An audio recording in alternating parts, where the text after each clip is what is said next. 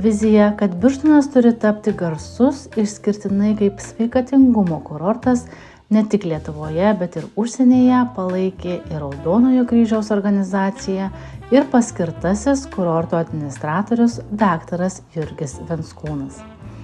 1924 metais gydomajame parke veikusį kefyro paviljoną daktaras Jurgis Venckūnas apibūdina kaip vieną gražų pavyzdį kurorte.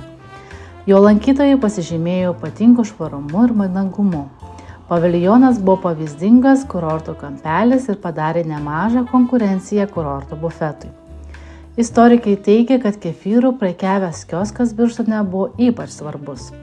Gydytojai išrašydavo receptus kefyrui, nes tikėdavo, kad ne tik muzika, bet ir kefyras yra labai tinkami sveikatinimui. Kefyras dažnai vadinamas supermaistu.